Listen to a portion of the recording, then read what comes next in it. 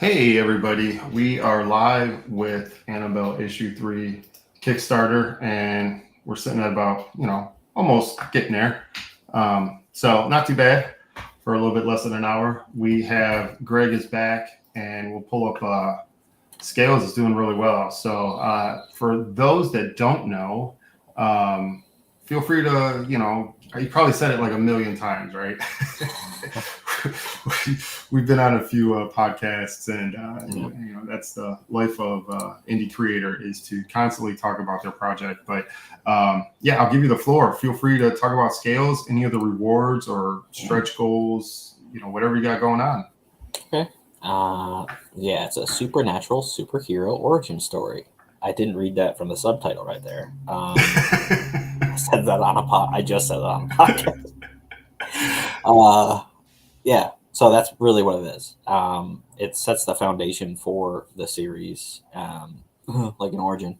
But there isn't any superpowers in the first issue. It's just like the kid in the trailer right there, Eric Drakeson. He goes on vacation with his family.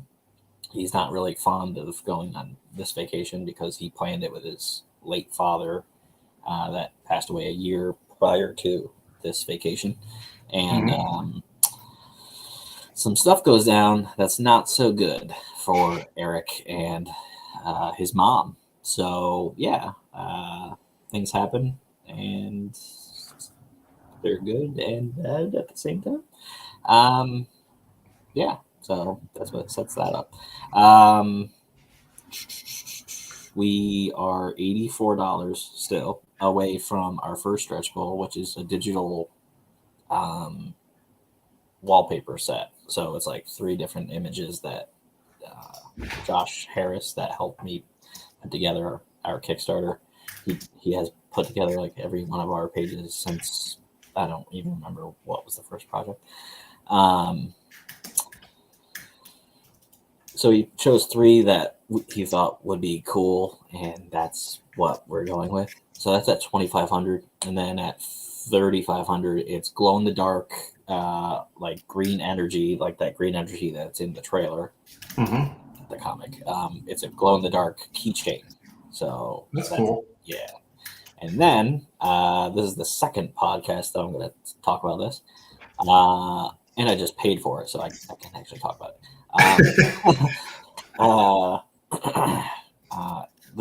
At $5,000, which that would be really cool if we hit, we're gonna have a glow in the dark cover.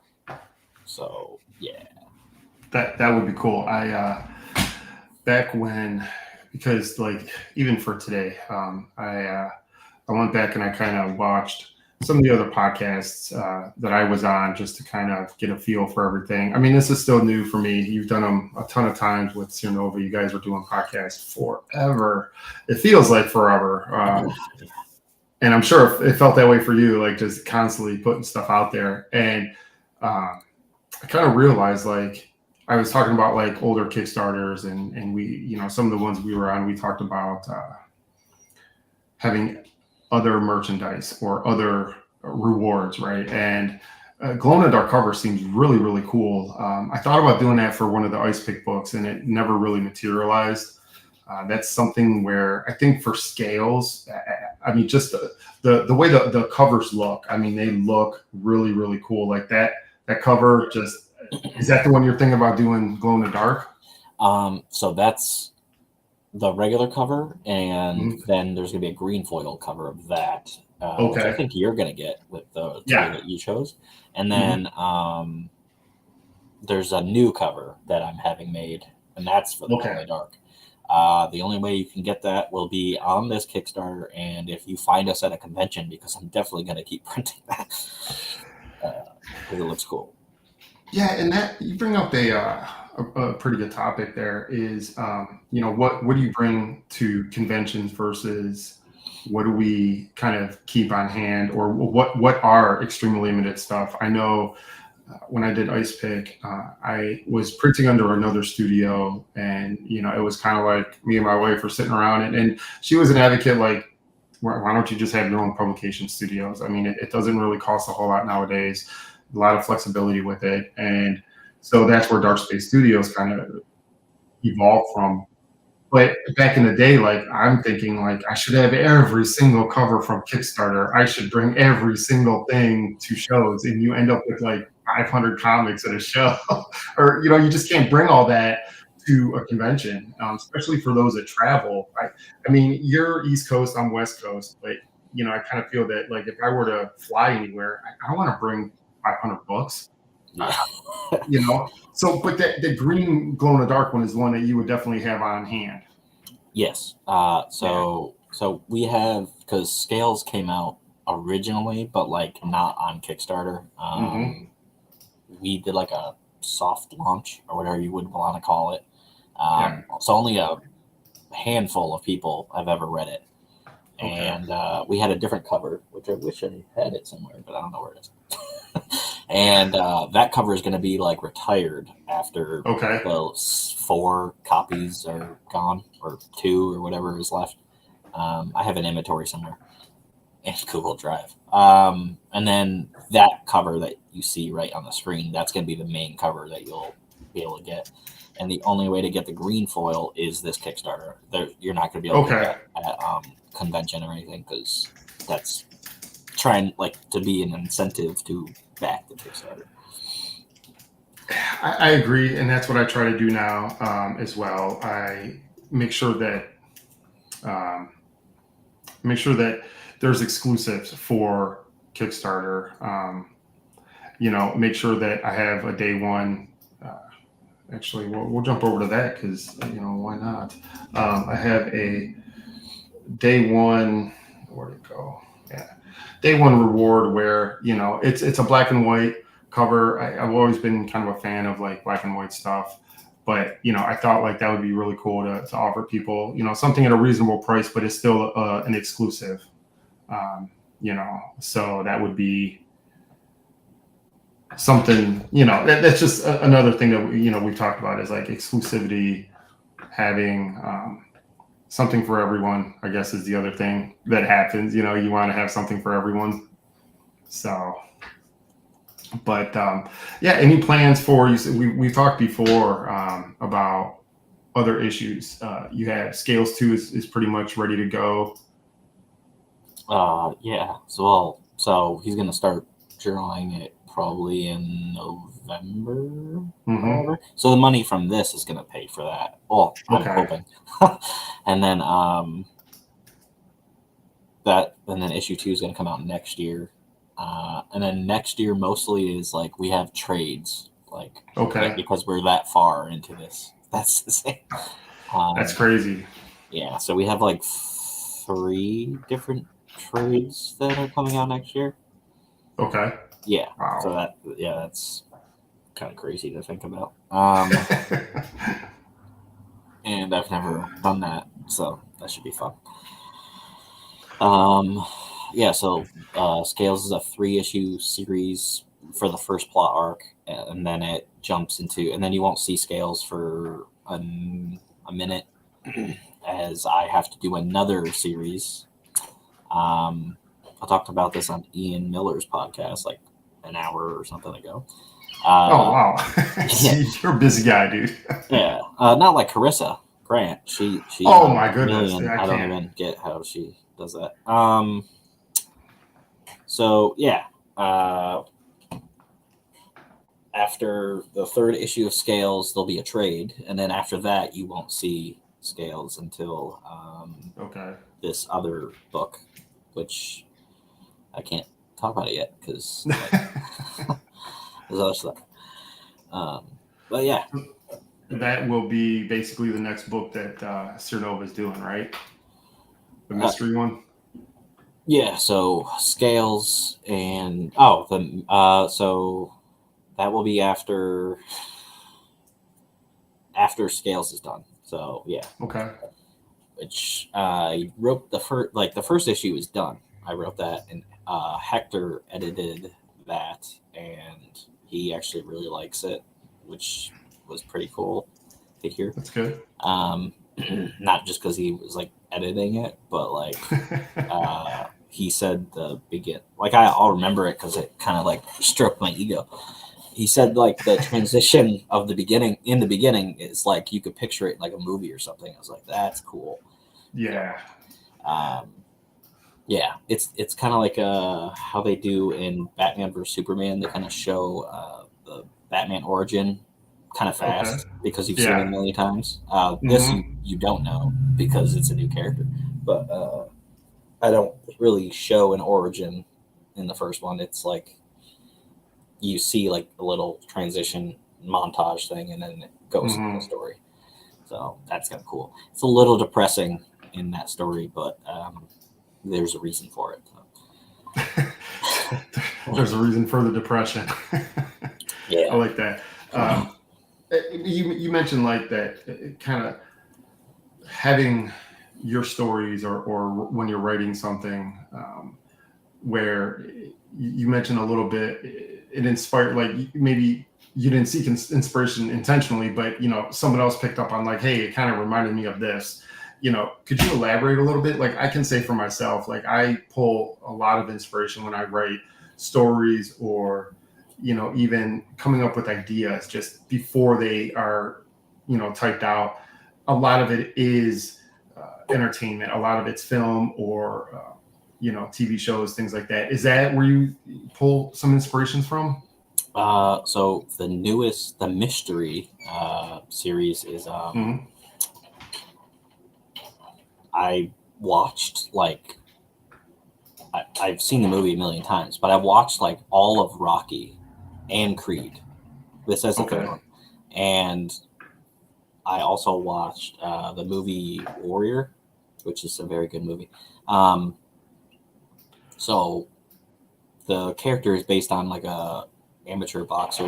Like he was a champion at one point, and then it's depressing, the story, because like his family like dies. So like his wife and kids. So I offed kids in them. And it comic. Good grief. Well, I mean, hey, what if the story, and I feel that way too. Like I have to say, even for Annabelle, like there's some nudity in it. It's not gratuitous, but it's there, and that it's relative to the story. And so for me, like whatever is relative to the story, if it has a purpose, I'll put something in there. So I mean, it seems like that has a purpose for the story. Yeah. There's actually like kind of a theme for the whole first plot arc of like all of our Soul series, which I've never really talked about before. There's like a whole, it's like centered around control. So for Inc.,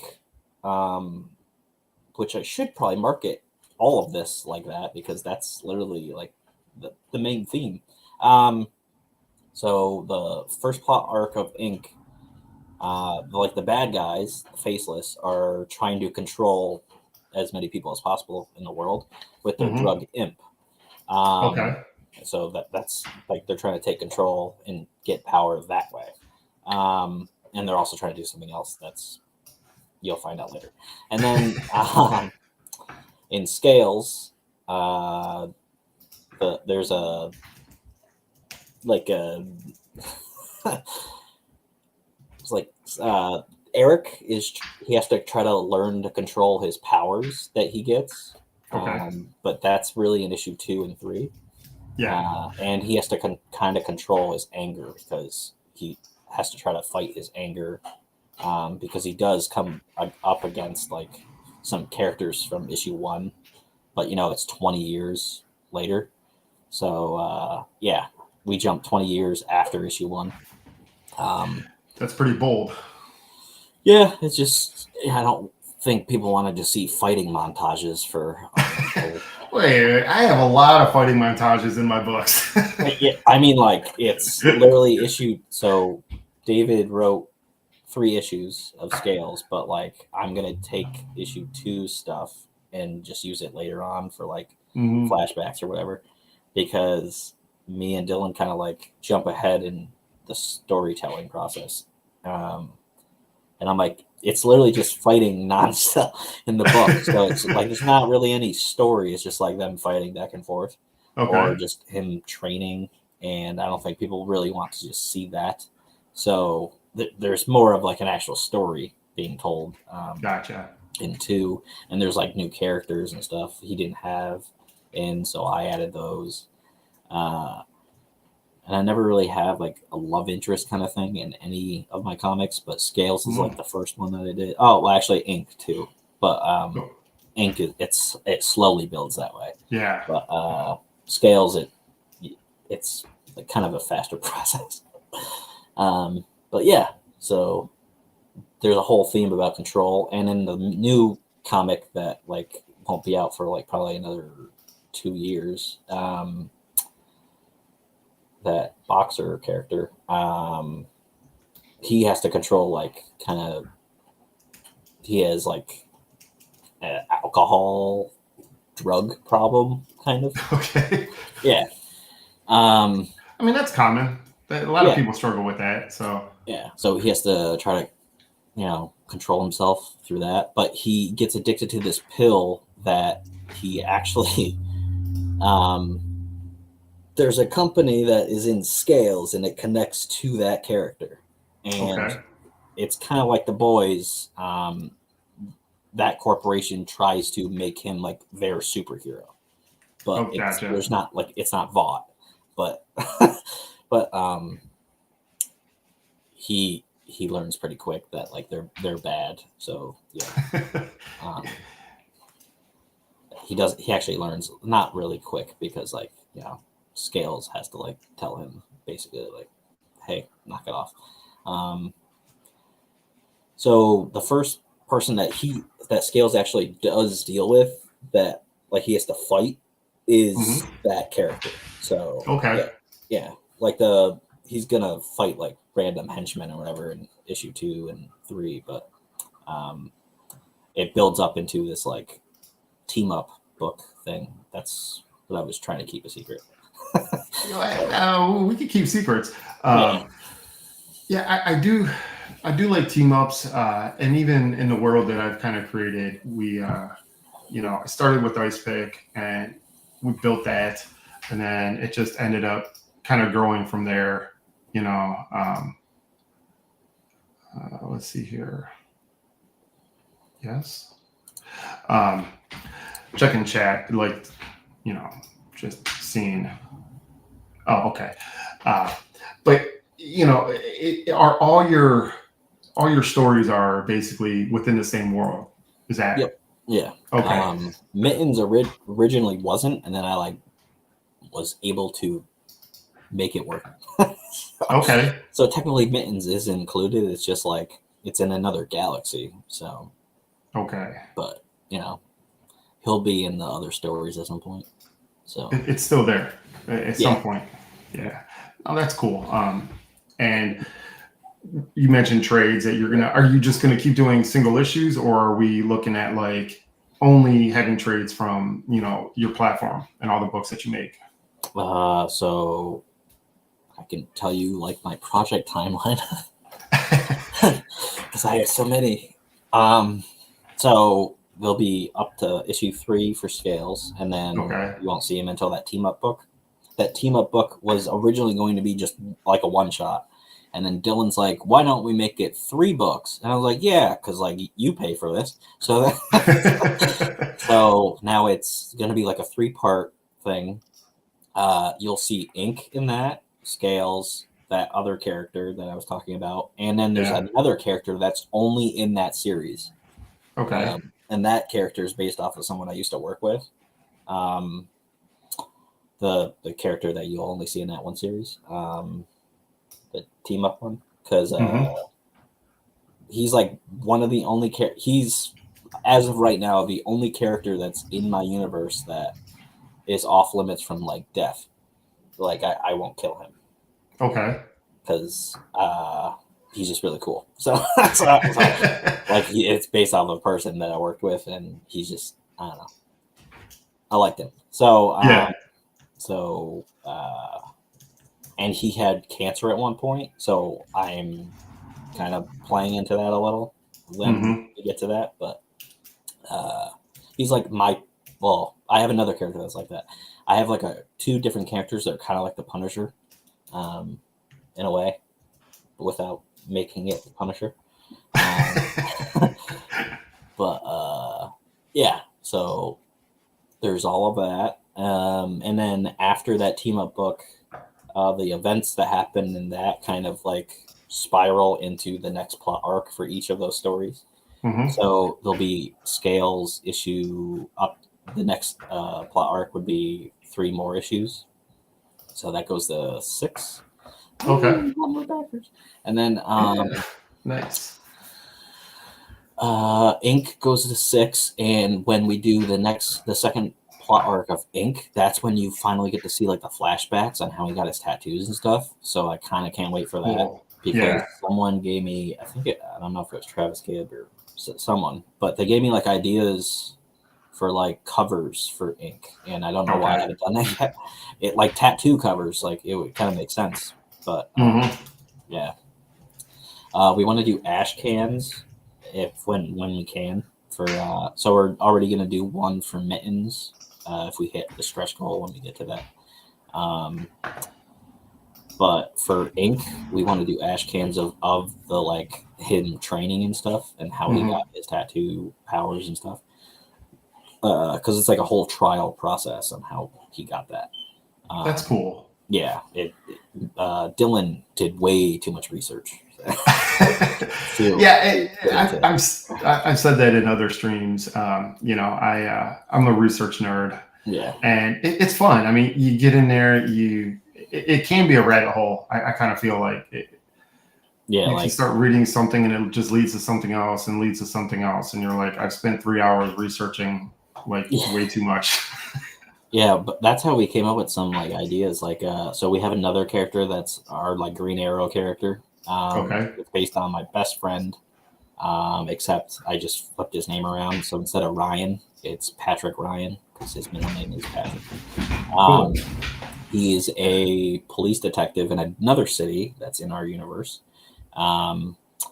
He's a police detective and also an archer. So yeah. And his name is Cyper, and Cyper is like the guide on a bow. So didn't know that until we did research. Yeah, and we didn't. We're making him shoot arrows like how you're supposed to shoot arrows, and not how like, I think Hawkeye does the same thing. And so instead of a quiver, instead of doing this and pulling the arrow out, he's gonna have him like on the side, like on a holster or something. Yeah, I don't know. He looked into it and he's like, "This is how you're supposed to do it." I was like, "Oh." And then he's just watching YouTube videos of like some guy shooting arrows super fast, and I was like, "All right, like, can we go back to the script or?" Yeah. No, that sounds cool. I can't remember who brought it up, but I remember someone bringing up about like having other people kind of say, "Oh, your story, your characters remind me of Batman or whoever," and I mean that's something I don't know if we've ever really chatted about. Is that something? Personally, I would say I'm okay with it, but I try not to push. It's just a personal thing here. I try not to push like my book as like, if you like ABC, you're gonna love this, because whatever I'm trying to make that comparison to, I feel I'm going to fall short in some ways. So I'm just like, yeah, if you like that genre, sure. I try to be more broad, right? If you like this subject matter, you might like my book.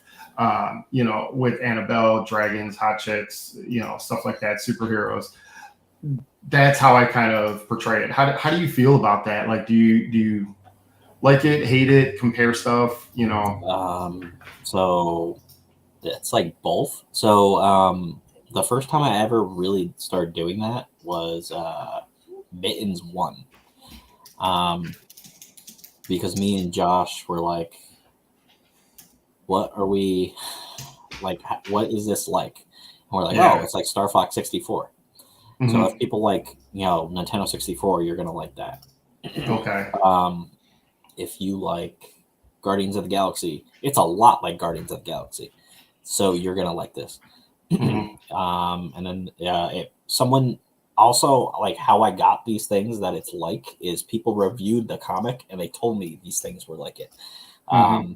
Someone else read Mittens and they said it's like The Mandalorian, and that's the best thing I've ever heard. And that was when the first season came out. So I was like, that's the best thing, because like you just compared my writing to exactly like Star Wars. That's insane. And it's just about a cat that's stealing a dog toy. But yeah, so that was really cool. And then there's a guy, DM Ray. He reviewed Scales, and he said, if you like the Goonies, which I didn't even think of that. If you like the Goonies, Monty, the Count of Monte Cristo, which I've never read or watched. That movie's so good. Will kill me because that's like but if you like that or Indiana Jones, you'll like Scales. And I was like, oh, okay. Well, I didn't even know that it was like most of those things. I'm just making a story. So, but yeah, for Seer Chronicles, I haven't compared it to anything. And then someone said, like on Twitter, like, this is a really good crime story. And I was like, this isn't it. That's not what it was. It was a superhero story. But yeah, I guess it's a crime story too. Yeah, I had someone, I can't remember, I mean, this was years ago, but I want to say it was like around issue 2 when I was doing the Kickstarter for issue 2 of Ice Pick. And it had to have been someone at a show, because for issue 1 of Ice Pick, I didn't even do a Kickstarter like you with Scales here. I just did an Ash Can, which was like a black and white 6-page preview at a show, my first convention ever. And I sold it for like $1. I was like, I don't know what I'm doing here. Here's like, the noob guy doing something. And then, so I just ended up like self-publishing issue 1, and right around issue 2, I think someone had to buy it at a show, and they're like, yeah, this reminds me of like Frank Miller stuff. And I'm like, whoa, bro, like, thank you, but you got to back down. I can't be compared to that guy. So, but it does stroke your ego a little bit that there's similarities and people notice those, Yeah, it's pretty cool.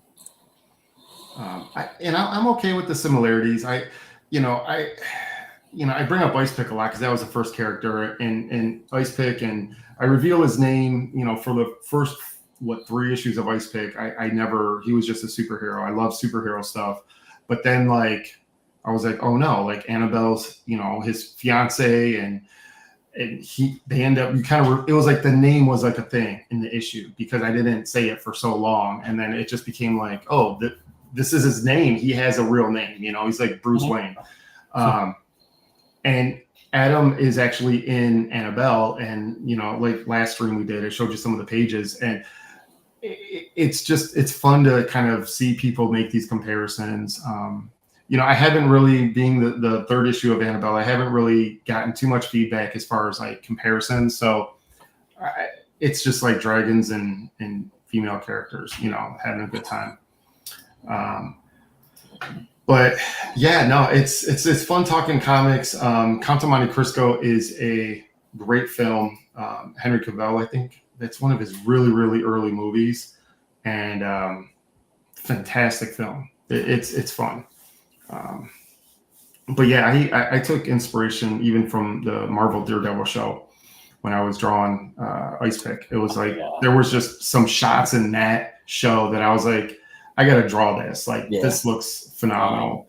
I have like the hallway scene in like the first season, like the fighting scene. So I have fighting scenes like stuff like that just because like I'm inspired by like the show. And issue season 2 in the staircase when like the Punisher or Daredevil, I forgot who, I haven't watched it in a minute.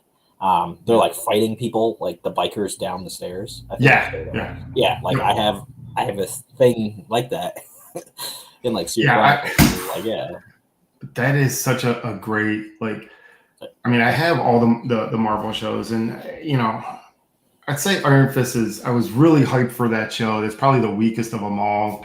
Um, it's still fun, I guess. You kind of grade it on a curve a little bit, and I don't like doing that, but I don't know. It's okay. But Daredevil and Jessica Jones are like the absolute. Daredevil is up there, and yeah, it's just so because, good. Well, the guy that plays Wilson Fisk is amazing yeah. too. So. Yeah, I'm kind of losing his name here. D'Onofrio. Vincent D'Onofrio. Yeah, he's just awesome. So he's phenomenal. It's a great show. I mean, the look of it, I do like the lighting in there, and that's some of the things that inspire me is when I see something that does it a little bit different. We're used to seeing so many films and just media in general that has this constant look, right? It looks the same. People kind of joke like, oh, it's like the amber and teal colors from like, Michael Bay does a lot of that, and Transformers, it's like orange and teal all over the place. Or in any movie when like it's in sepia, you're like in Mexico. Yes. Yeah, I mean, well, we're used to seeing like similarities like that. And then when Daredevil came out, it was yellow and green in a way. It looked a little bit different. It looked a little bit more raw. It was still polished and professional, and the production value was way up there, but it felt different. And for me, like, that's what I try to do with my books is take all the ingredients that are out there that everyone has been doing for, decades, and just make something a little bit different, something that's got a little bit different flavor to it. Maybe a little bit different history, different characters. Is that something you consciously think about when you're writing or doing stuff? Yeah. So there's a character you won't see him for. Oh, well, technically you did see. I don't know. So, so there's a character that's in Seer Chronicles that's based on another person that is my friend, a friend, from like high school. So he likes Deadpool, but I made the character way too much like Deadpool in the sense of like Dylan is like, you need to like tone that down because he's literally Deadpool. He has like, besides the armor is like a mix between Deadpool and Sauron from like Lord of the Rings. Oh, that's pretty sweet though. And I was like, oh, he's like, yeah, you can't no. So one, the color is not red; it's going to be a different color, and he's not going to be as mouthy as as mouthy as Deadpool because like and he can't also be like Deathstroke at the same time, so it's kind of it's like a mix between both.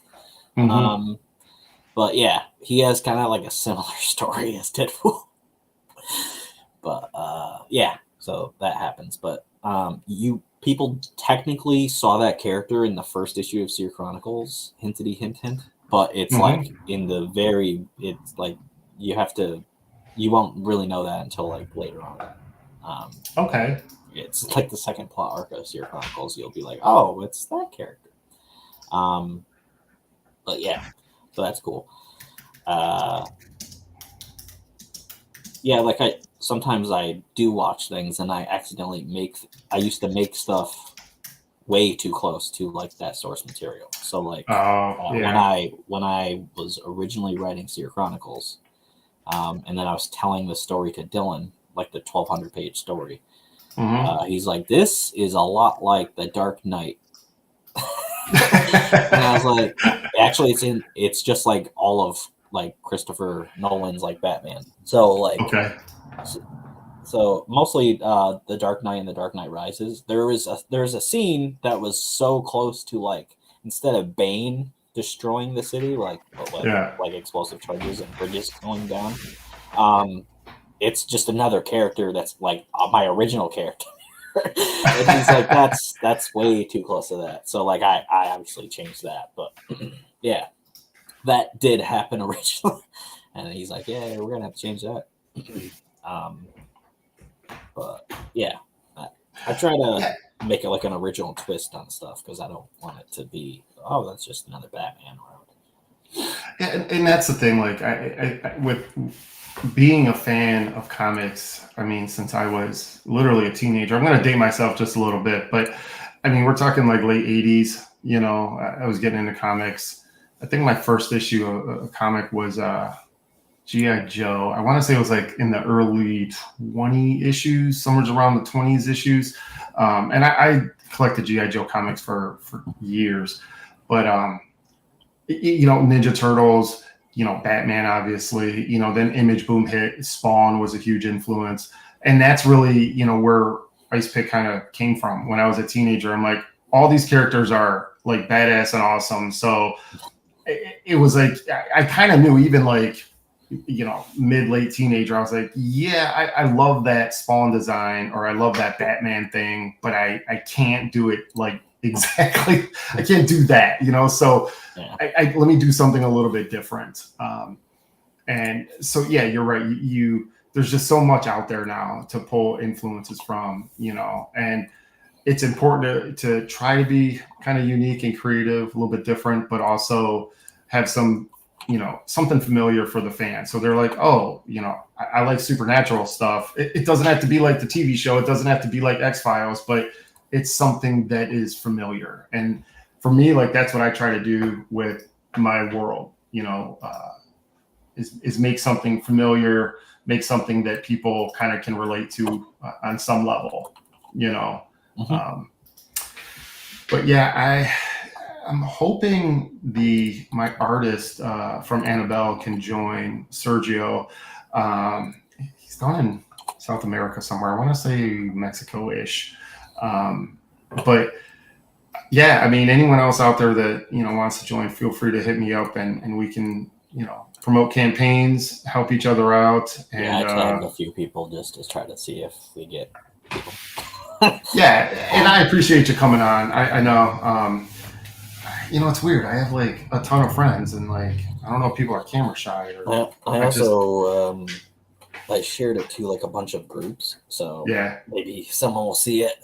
But I'm used to StreamYard, so it's the same thing. As far as on a user end, I'm not. I think it is. Let's see. Oh, I see. Gotcha. Yeah. Did you shared that on Facebook? Yeah, like all over, like almost every group I'm a part of. Yeah, and I'm still kind of a noob at using this platform here, but I was doing that on my phone while I like in the beginning. Yeah, because it showed your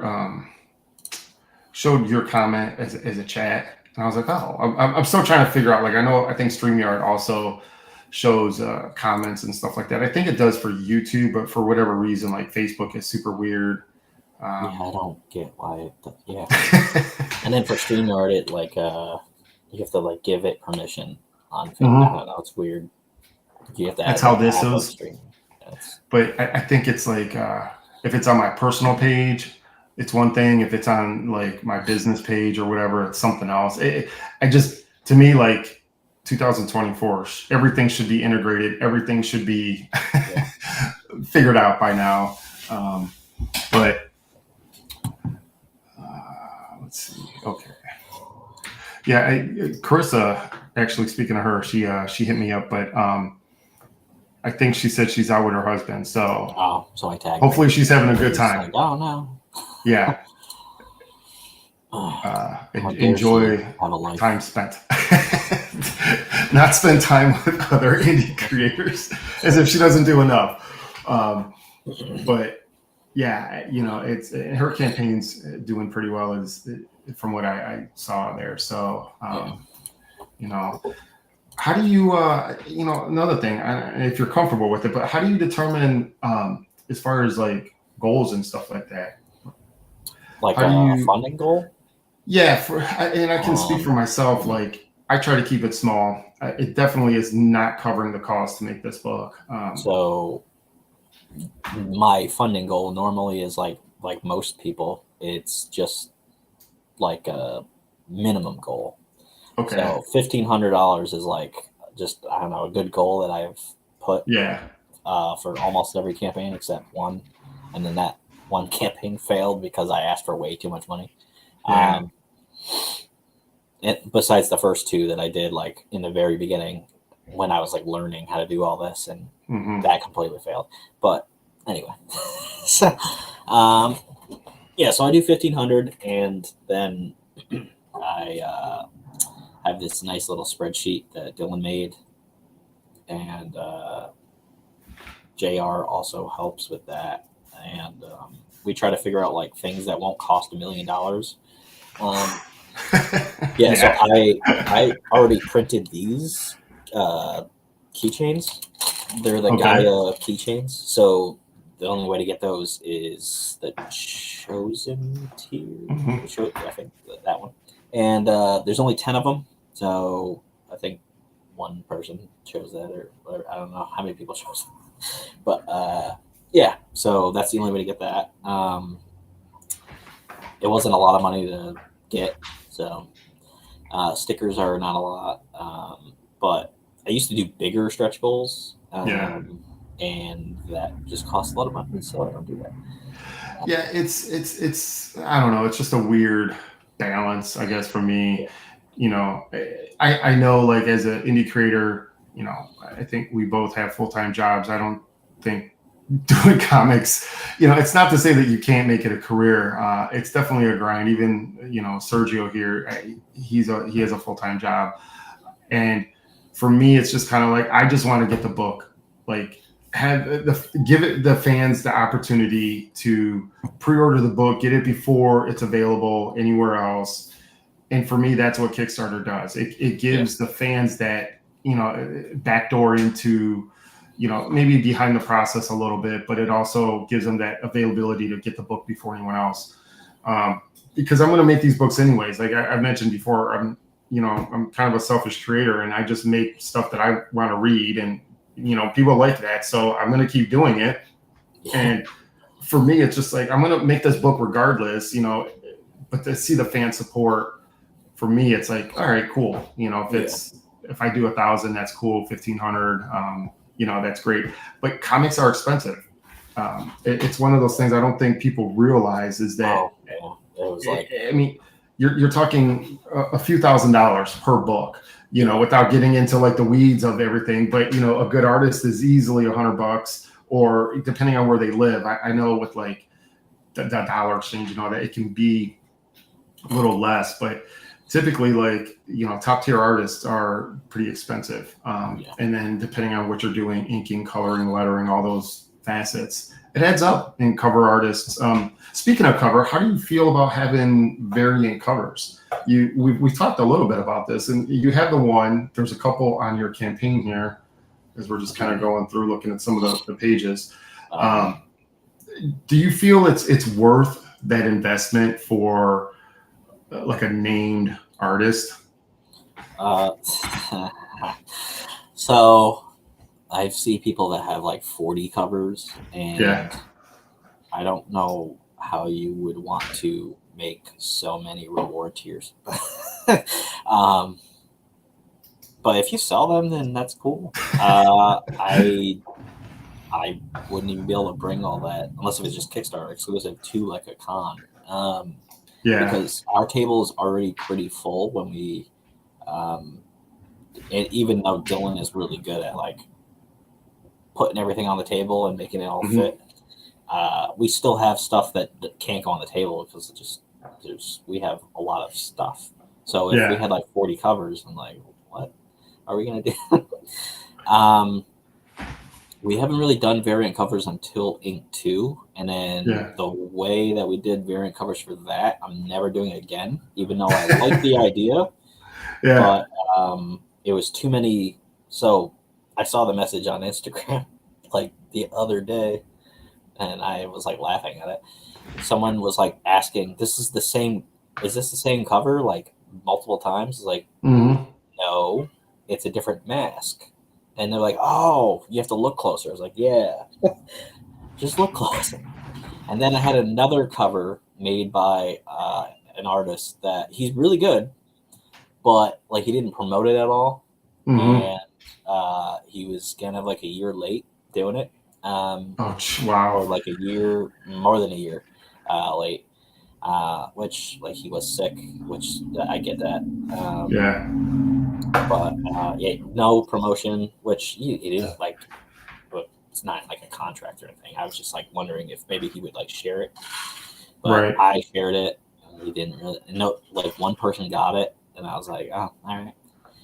Also, it doesn't really look like the character. It looks more like me, but I think it was just because he was rushing. So anyway, I would use him again. Just I would like iron out details ahead of time. Yeah, I definitely learned my lesson with variant covers. Yeah.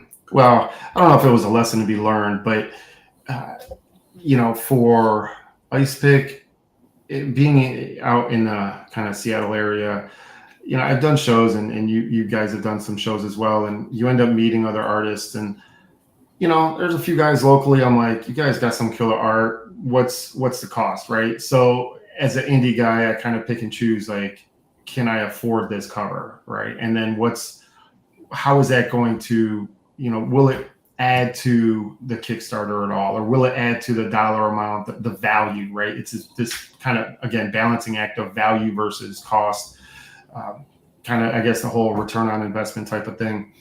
So I did do a few covers. Some definitely sold better than others. And some artists, like you're saying, some promote more than others. I think for Annabelle, I really wanted to play on the whole sexy woman, femme fatale type of thing. Michael Turner's Fathom, was definitely a huge inspiration for Annabelle. And I just ended up liking so many different artists' renditions of Annabelle. So I just started doing variants. I'm like, I'm just going to bite the bullet. I'm just going to have these artists draw it. And, here's, as we're back at the Annabelle Kickstarter, here's some of the interior pages. And they're looking fantastic, but I'll just real quick go down and talk about some of these covers here. But that's Sergio's cover, which is really cool. Love that. And then there's, for me to kind of increase a little bit of the value of the cover artists, I'm doing variants. So I have like a standard variant cover, kind of like a naughty and nice version, and then a virgin cover. So for me, like, that gives me 3 covers. There's the Gregbo one. We talked about that last stream, Gregbo, what he ended up doing. And I mean, he just took Kerr as a dragon and made it super cute. So a plushie might work with this. I have no idea, but it's worth the wait. And I just kind of started setting deadlines for a lot of the cover artists. And it's like, hey, if you're available, I'd love to have you, but I need it by this day, right? I need it by this week. The last time I was on your stream, Mm-hmm. I messaged Gwen. I can't say her full name. So I messaged her as soon as you're like, yeah, you got to like make sure that they're like available. I was like, yeah, I got to make sure that, because last year, like, Rigbo was like sick or something. And then she was busy doing other stuff. I was like, oh, okay. So then I'll be on the next one. So I'm like, okay, just making sure Mittens 3 will be in July. Yeah. And she's like, okay. Yeah, no, they're great to work with, honestly, and actually, every artist I've worked with since Ice Pick, I mean, every single person has been super nice. I know there's horror stories out there, like, just had people not getting covers turned in or waiting, like yourself. You had to wait a year. I've been pretty fortunate. Like, everybody I've worked with, I'm pretty laid back. I don't need a ton of edits, but they're good. This is the Matt Campbell cover, and he actually kind of said he might be able to jump on depending on how long I'm streaming. So that'd be cool if he can get on. Yeah. And I just did the colors for this, and I was like, I'm just a couple other guys, I'm just gonna do the cover colors for, save myself a little bit of money. And I really like that one. Same thing, naughty nice version. And then this was a Aaron Best one. He's a local artist out here in the Pacific Northwest. I've done a bunch of shows with him lately, and same thing. To me, it's just that's the formula, and end up listing all the stuff. I don't think. And then we've talked about it before, but I also started adding some metal stuff. So we'll see how these go. Someone actually, like, right as the campaign launched, someone's like, "Hey, do you have like a metal version of a cover?" Because these are part of the reward tiers. And then I offered, these come with the metal trading card, but they have the trade dress, so it's like the logo and all that stuff. And he was looking for a virgin metal cover, and I'm like, no, I didn't think anybody would want that, And it's like, yeah, maybe people do want something that I'm not aware of. So I'll end up doing like an add-on for a virgin metal cover. But we'll see how those go. I mean, it's kind of crazy. I think you were on a stream and you guys were talking about metal covers and like with Timothy. Yeah. I was on his show. Last week. Yeah, Friday. Yep. And I never did a metal cover, but this is the first time doing like a foil cover, and I can't wait. I haven't printed it yet, but like I know it's gonna look cool just because it's like this comic would definitely fit for that. So, is it this cover that you were talking about? Yep. So it's literally that cover is just in green foil. The only way people can get it is this Kickstarter. They're not going to be able to get it any other way. That's pretty sweet. And okay, and there are 6 left, so 4 people are going to get that so far. So that's cool. That's kind of cool. I've not done any, not only metal, but I haven't done any spot UV type of covers. The only one I really did that was kind of off the wall was a 3D cover with the 3D glasses. Cool. That was super fun. That was for Ice Pick. But again, like that's it. Like I have my personal copy and everything else got sold. That was probably like the biggest selling. I think it was issue 2. That was like the biggest selling comic that I've done. Because I kept reprinting it. I'm like, I'm selling, I don't know, 5 or 7 of these at every single show. Okay, I'm a sucker. I'm going to keep doing it because people seem to like it. But, you brought up doing Kickstarter covers and being able to kind of manage what is at your show when, we do shows. That's a big part of doing indie publishing. Being able to get out there, meet the fans. The tables, I feel like they're getting smaller. They used to be maybe 8-foot tables. Now they're 6. I think I heard San Diego was like a 5 or 4-foot table. Like, like super tiny tables. Like maybe it was 5-foot, but 6-foot seems to be kind of pretty standard. And for me, like as the artist, kind of publisher and all that, my wife's super great. She'll kind of be my booth babe and be there. You got Dylan and you guys kind of have your system. Does he wear like tight clothes? The last convention, he was like rarely at the table. I was the one like standing there, and he was talking to the guy that like ran the event because he was like giving him marketing ideas and all this stuff. And I was like, you got to charge for that, Dylan. Or he's like, no, it's free marketing. And I'm like, okay. So which is cool, but yeah. And now we're gonna do our 3rd convention ever, Saratoga Comic Con, which it took forever to like get the guy to answer, but that we did have an option of doing a 8-foot table, but it was more money. Okay. And he said, yeah, I can get you like 3 8-foot tables.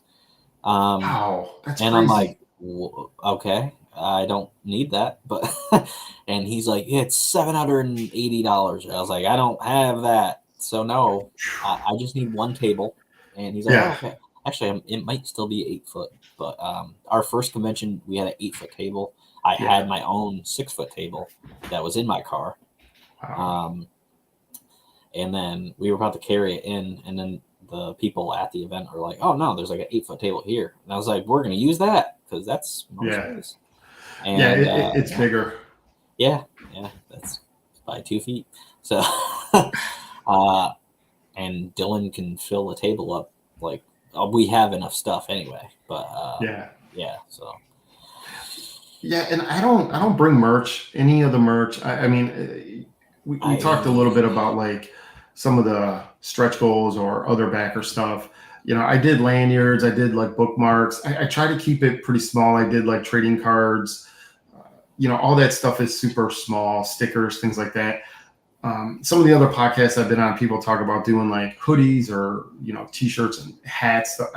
To me, like, being the artist, having like the 4 issues of Ice Pick, I bring my portfolios that have all the original pencils and then the original inks. So for those that don't know, like I penciled all of Ice Pick myself, and then I would scan those pages in, print them out blue line, and then ink those blue lines. And that just gave what's kind of cool is like people have bought the original art from Ice Pick, and some of them prefer inked, some of them prefer the penciled pages. But I try to bring those 4 portfolios, which is a lot, and they sit kind of behind the booth, right? And anyone that's interested, I can kind of show them. But I also do like fan art. I have a portfolio with like some fan art prints, and I just have portfolios of like random original art that I've done over the years being an artist. That fills up my table, and then I have this little section here that's got like my comics, and it's like, so I can't, I will bring some of these Kickstarter exclusive covers or variant covers, but they're super limited. I mean, we're talking like probably less than like 5 copies, maybe 7, and that's it. Once they're out, right? And so I won't be bringing those. So it's Kickstarter is definitely, if there's a cover you see from Scales, feel free to. You okay there? No, I'm dying. It's like a tickle in my throat. That sucks. Well, I'm the writer, so I can't. But we bring like stickers, basically all the stretch goal stuff that like is left over from every campaign we have. It's all piled around the corner from here, so it's in these like comic book holder boxes or whatever. They're kind of flimsy in a way. So we carry all of those to a convention. Like we put them in the car and then bring them there. And then we put like a display copy out on the table. And then if they want one, then I got to find it in which box that we have. And then here you go. For stickers and stuff, like she was dressed like Ringo Starr. She came up to the table at the last one, and Dylan made a game out of these like dice that we had from Super Chronicles 2. She rolled the dice. If you get a pair, doubles, whatever, you get something for free. Yeah, like that's cool. She just grabbed like a tuna sandwich sticker or something, and then she walked away. And I was like, that's fine. Yeah. So stickers mostly just like we give away, unless if they want to pay for it, that's cool. Sometimes people want me to sign it, which is insane. Sign on a sticker?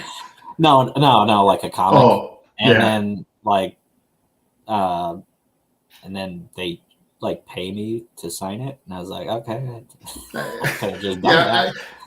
I don't charge for signatures. I mean, I get why they do it. I personally like. That will be $150 now. Yeah. $1 million, and then I can retire. Okay. I'll go to the ATM. Oh. Yeah, but Kickstarter is definitely the platform, or any crowdfunding platform. There's a few out there now, but to me, like that gives us the fans the opportunity to get exclusive covers that we may not offer at shows. So it's one of those things like, if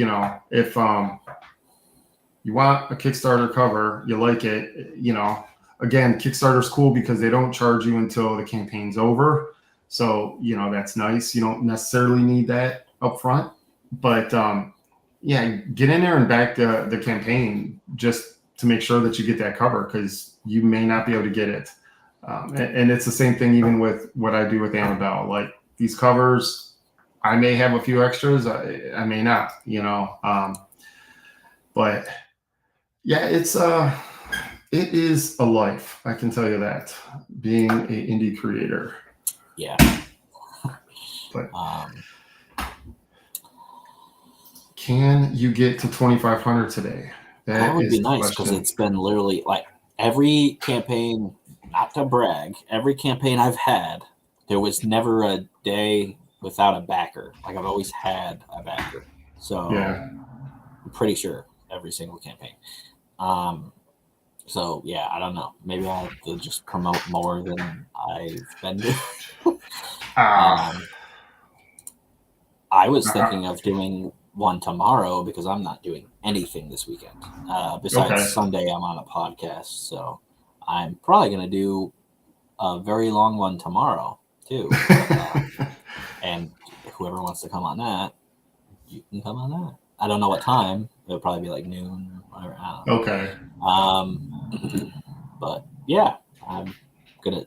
I was thinking about that while I was at work, and I was like, I don't really have anything to do tomorrow, which is the first time in like forever that I don't have anything to do. I either have to do stuff upstairs, like remodel stuff, or Yeah. I don't have money to do that right now, so I'm not. I'm not doing it. That's a whole nother discussion there, like home stuff. Yeah. Yeah. Once it's like April, I'm gonna pay the guy that was my coworker at my construction job. He came over last weekend and he helped with a bunch of stuff, and then he's gonna help with a few other things because there's a couple pieces of like another thing, a subfloor that has to be put in. Yeah, it sucks. And then a little bit of framing, and then Yeah. that's done. But yeah. So yeah, I can do that, but I'm not doing that this weekend. I would like to try to beat the Ink Kickstarter, which I think it would because I'm already almost to that goal. That was like 2,900 something. Okay. So, yeah, I almost got the last stretch goal, I think, on that. Okay. No. Yeah, I think, or something like that. I think it was 2,000 something. But yeah, that'd be just really cool if I get a backer today because I didn't get a backer. Come on, guys. I mean, like, what are we doing here? Let's get Greg to 2,500.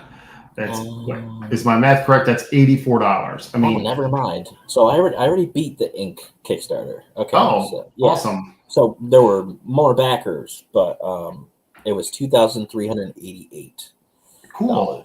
That so it was more backers than. Yeah, it was a little more, but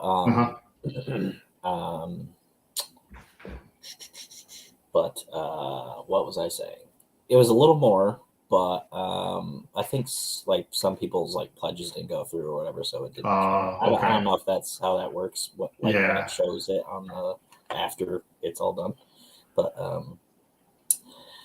yeah, and like if anybody owns a comic book shop, there's a retail tier, and you can pick it, and it's I think still pretty cheap compared to others. So Yeah. I upped it $5 from, or $5 or $10 from the Mittens ones. So Here we are, the exploration pack for retailers. You get 8 copies for $40. Yeah. Let's go. I mean, 2 retailers out there. You get that, you're going to be over that 2,500. So see, exactly. Come on, guys. Yeah. Nice T-shirt. Yeah. I wonder if anybody can come on this. I'm gonna ask Aaron. What's Aaron up to? Besides, there was a few people that kind of commented, and I was like, hey, here's the link. Feel free to join, but that's fine. People got busy lives. I get it. Yeah, I get that. But yeah, let's get this going. And let's see if we can get mine to like maybe 250. I'll be happy with that on day one. Well, not day one. 1 hour one. Let's try to get to 10 backers today. I messaged a couple people that I think might do it.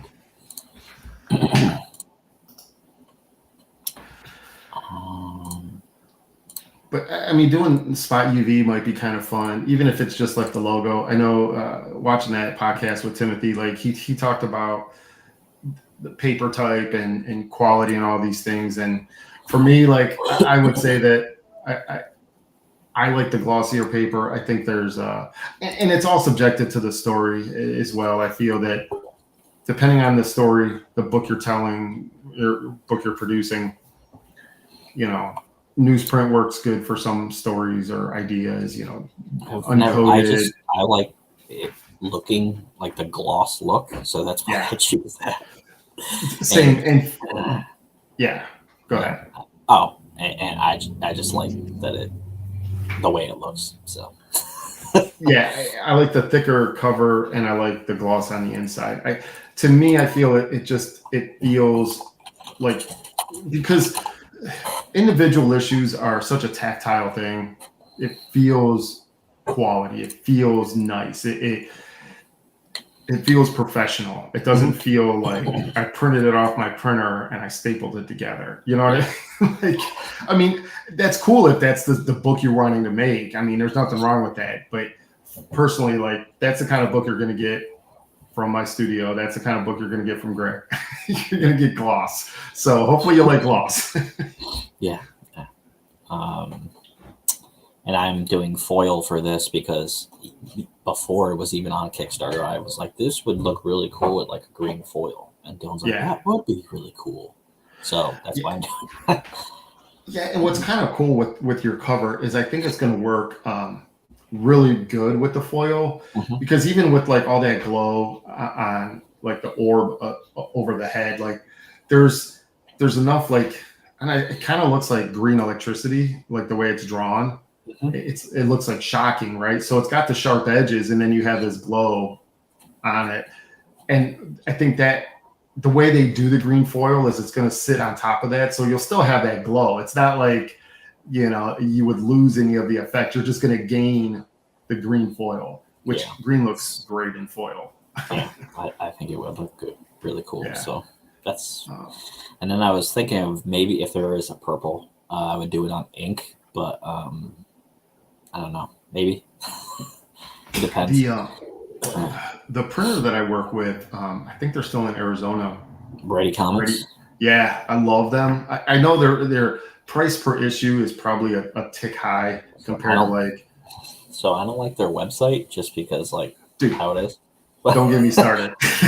So I've been a designer for 17 years or so. I mean, I went to college and I learned HTML code. I was a freelance web designer for several years. And I mean, I even still know the web design stuff, but, you know, I built a few websites over the years.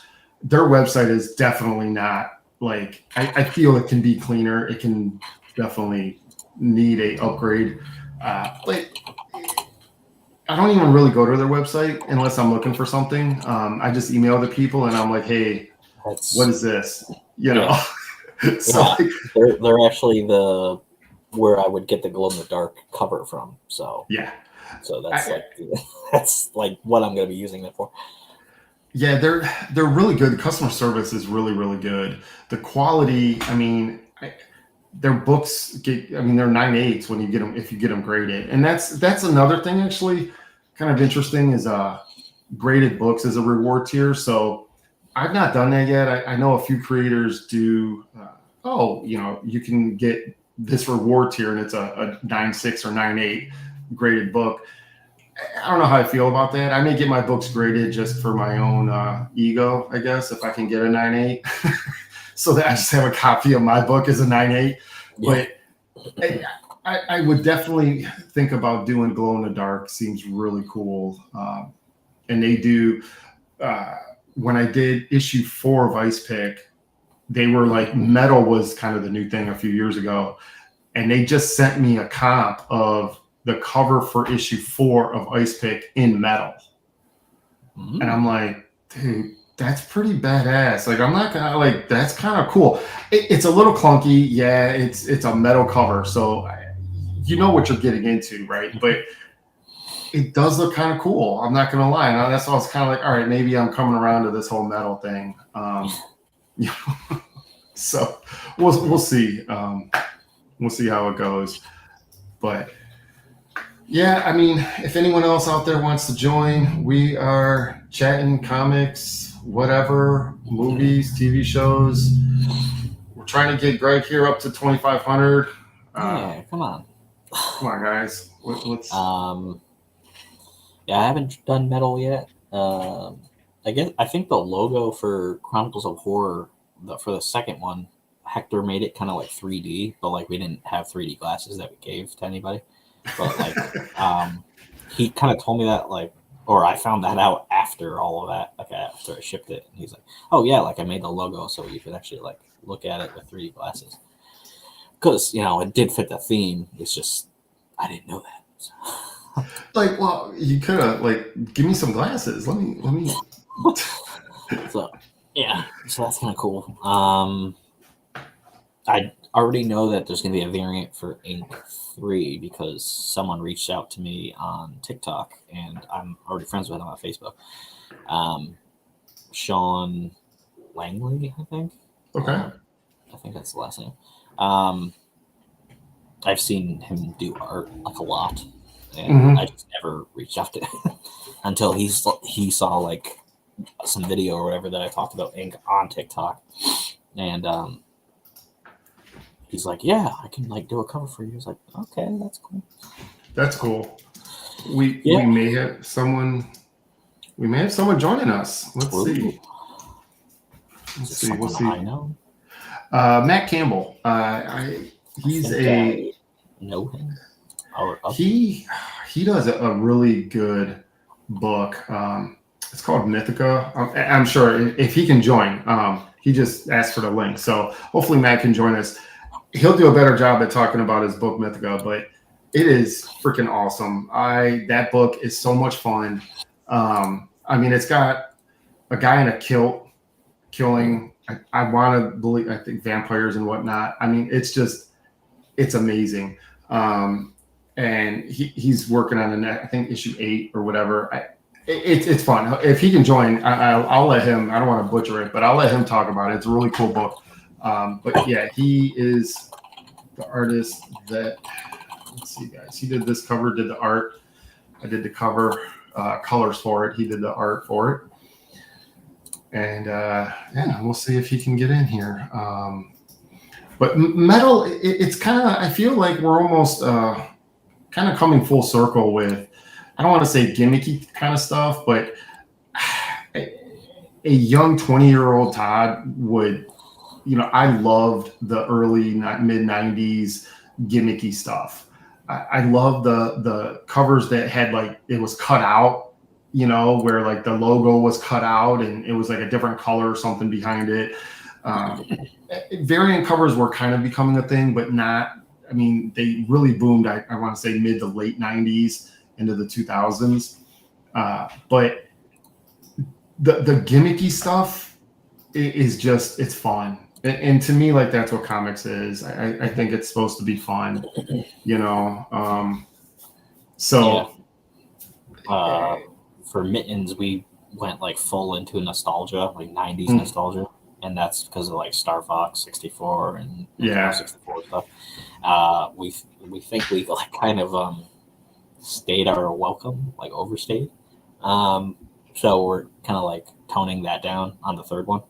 So we're not doing an art print, like a Nintendo 64 like parody art print, because we already have like 3.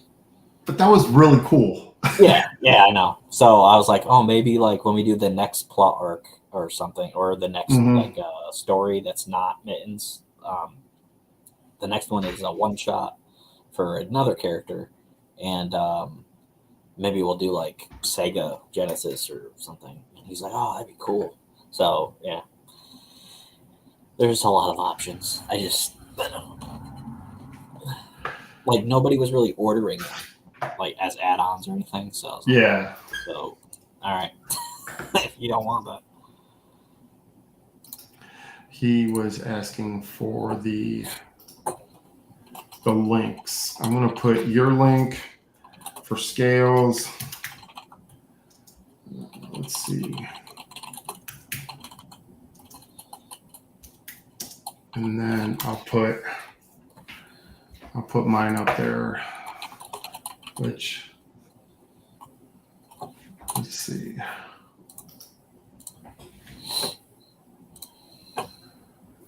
I made a post to ask if anybody wants to join. Maybe Facebook would be nice, and actually, because I messaged a few people, but no one answered me. They're either eating dinner or they have a life. Yeah, it's okay. I figured I would jump on for, I don't know, an hour or so, hour and a half, whatever, see who can join, and we'll put the links to the 2 campaigns up there. And anyone else, feel free. We'll probably hang on for a little bit longer, see if anyone else joins.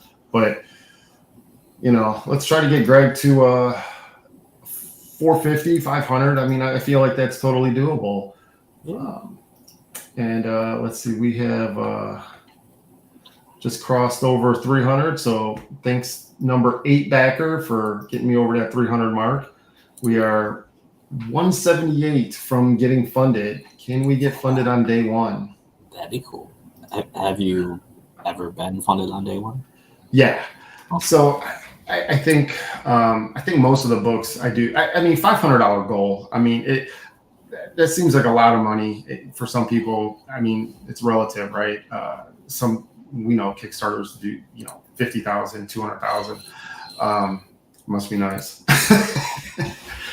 I'm gonna have to ask Brian to be like, can I have Lady Death in one of my issues just to promote Lady Death and help a brother out? It'll just be a cameo. Just be like one panel. Like, just can I rent her for one panel? But I think the most I've done, oddly enough, was issue 3 or of Ice Pick, and I want to say it was like $666. Oddly enough. Oh.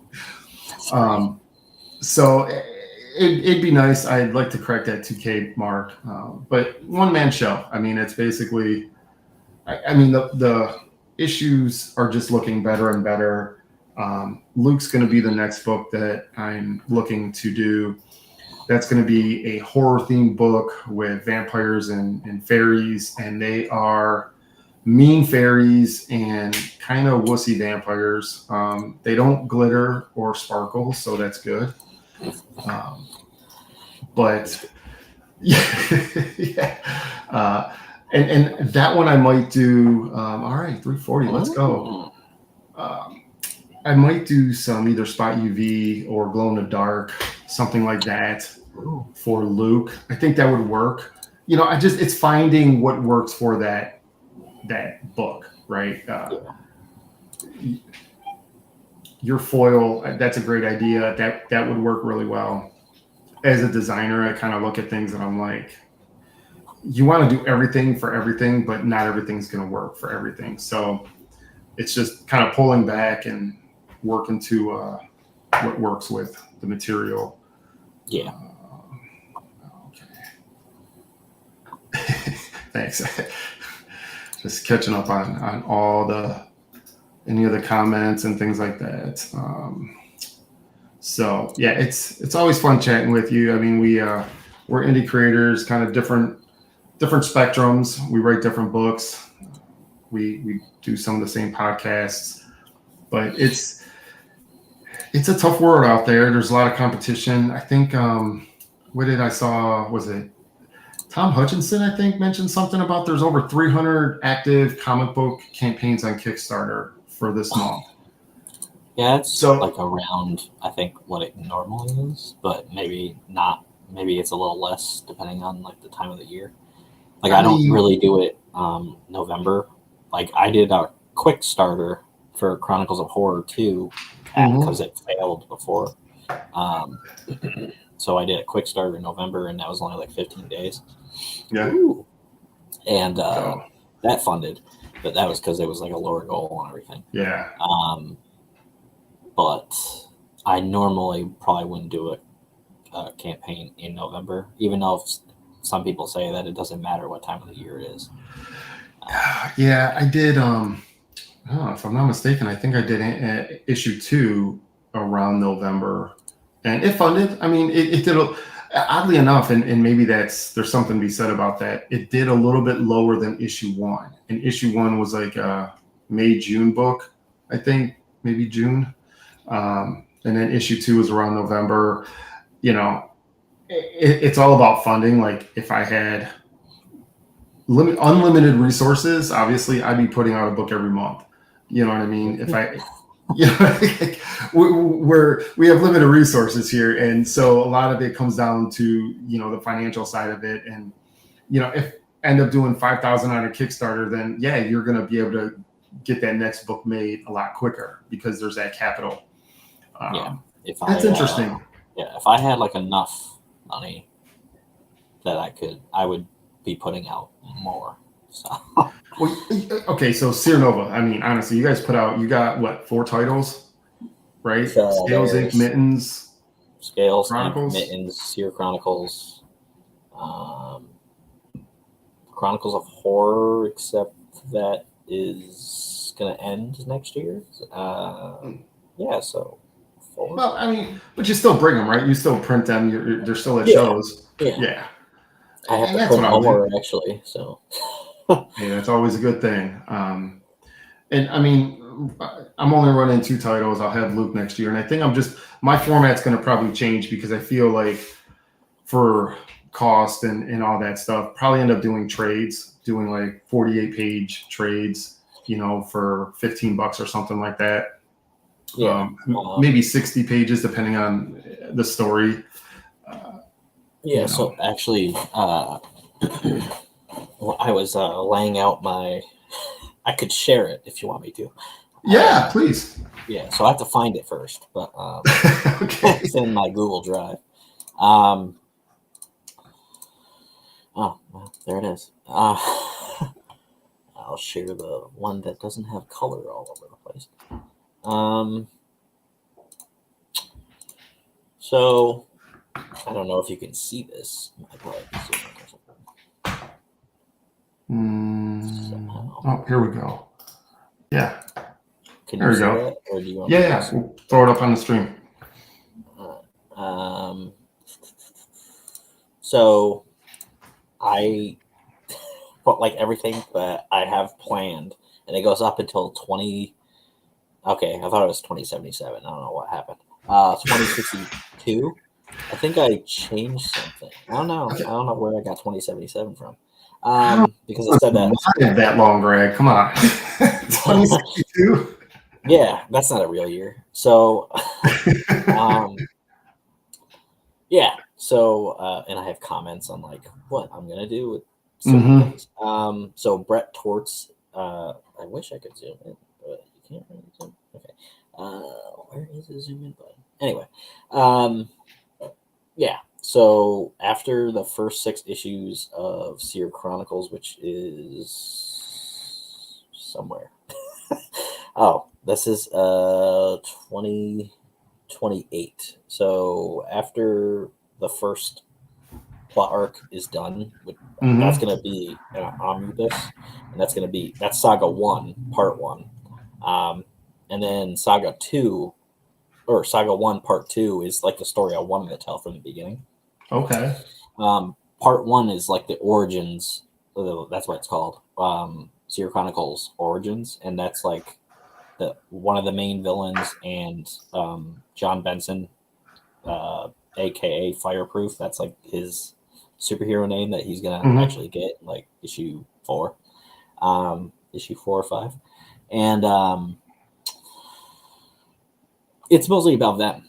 And then Part 2 is like not going to be single issues. I'm going to have I have to find another artist, because Hector said like after the first part, he can only like plan up to doing that, and because he might have things going on in his life or whatever, and he has like an actual full-time job now. He doesn't just do his art. So I have to find an artist for that, but I don't have to worry about that until like maybe 2030.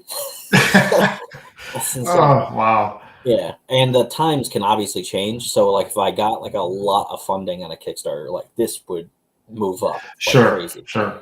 But then I wouldn't put out the the deal, which is like part 2 of Saga 1 of the Seer Chronicles until like the it's issues 7 to 10 of that story. So Okay. that would be one thing. So it would be like a graphic novel or whatever you want to call it. And then I'm going to separate it as separate issues later on. Okay. But I just want to do that because I want to tell the story. And this took forever to just put out the first part. So like it's taken way longer than I wanted it to. And I get that it's indie comics. But yeah. So that's what I'm going to do with that. That's a lot. Yeah. There's like one shots in here. There's a serial killer story, which is related to the Seer Chronicles in a way. And that's, it says 2028, but it might be earlier. It depends on money and stuff. I would say, so you mentioned, we'll go back, you actually got another backer. So let's go, guys. $80. $80 more. You mentioned, we talked before about how Scales was something that you kind of made prior, but is this like a remastered version of that original Scales, or is this is something that's completely all new? So Scales from the original Seer Chronicles story is a little bit different from this. Okay. So that was like, he didn't have a backstory. Okay. Like I didn't really have a backstory for him because I didn't know where to get that backstory from, which sounds kind of stupid because I'm a writer. But Luke Anderson, that is on our platform, he remastered the first Seer Chronicles. Okay. He was going to do a story with his friend, and it was like a D&D campaign, kind of like Crit. So he was going to turn a D&D campaign into a comic. There's also like other people doing that too now. And then that fell through, but there's backstory in that story that was going to connect to our universe. And then obviously it's not going to. That's cool. Because, yeah. So that's not happening, but I'm like, can I still use that backstory for Scales? Because there's stuff. Yeah. So the whole Gaia thing, that was added like after the fact because so I had that emblem, but I didn't know what that was going to be for. So the whole dragon thing is because of Luke. So that's cool. Yeah, and like we're going to go deeper into that as like the series progresses. Oh, you're getting closer. Yeah, so close. But yeah, so you kind of harness the power from Gaia. There's more to that, but so we kind of went the Star Wars way. I don't know if anybody's ever noticed, like we have special colors for characters. So Scales is green. Green is like good, like Jedi, and then red is evil, and then we have an ink. It's purple. Purple is like like anti-hero kind of thing. So we're kind of doing that with us, with our stuff. So that's why there's certain colors for certain things. I do the same thing. Yeah. I do. Colors are super big. In Ice Pick, I had the word balloons were different colors. So Ice Pick would be the blue, obviously. And that's just when he's in costume. When he's in Annabelle, it's just normal word balloons. It's just, it's very important. I don't know if these pages go so much into it. Yeah, a little bit here. On this page here, it's like Annabelle is green, Ice Pick's blue. I do have a page, actually, I could probably pull this up because the book's pretty much done except a little bit of the lettering that I'm working on. And with telling a story, what I like to do is so for Ice Pick, he already started out with his powers. So there was no, I mean, it basically kind of started out as almost as Batman or, any character that you just start out as that anti-hero, villain, superhero, whatever. You're not starting from an origin. I kind of mentioned like how he got his powers, but I never really show it or explain it too much. But then in issue 4, as the story progresses, Annabelle ends up kind of manifesting her powers, and they're all magical powers, right? It kind of comes from their family lineage, their history. Their families were all like witches and magical people. So but they don't know that. They find that out in Annabelle actually, and so I like to introduce like certain things. I'll introduce new characters throughout these 4 issues. And with Luke here, I'm just going to slide this over, see if it'll share this. This is a page from, let me get this going. But this is obviously from issue 3. And then I introduce Luke and I kind of I don't introduce him as a character, but I introduce his powers. And when we talk about colors and all these things, let's see if I can share a window. Where is that window? No? Huh. Well, let's just see if it shares. No. See if it shares this. Oh, it's just that. That's not what I wanted. Okay. Yep. Sorry, guys. Still figuring all this out. Can I drag? Let's just open this up in Photoshop, and we'll do it that way. Because then it's its own thing. But I introduce, sorry for the dead time here, folks. Yeah, it's one of the things we hate. You're like, what are we doing? Here we go. I have a lot of that when I stream. It's just like, and then there's someone that comments like, oh, he's not saying anything. I'm like, yeah, I don't really have anything to say. Yeah, this is Luke and his powers. So we talk about colors. Luke is going to be like the yellow, kind of brown color, orange, yellow, orangey colors. And so I'm introducing like in their other books, I'm introducing like in Ice Pick, I introduce Annabelle's powers. In Annabelle, I introduce Luke's powers. And that sets up for what he's going to do in his own book. So it kind of gives the reader like something else to kind of, I guess, look at, explore, realize, I don't know, enjoy. And do you do original art tiers? Is that something, because you're working with artists, it's kind of like tough to work out?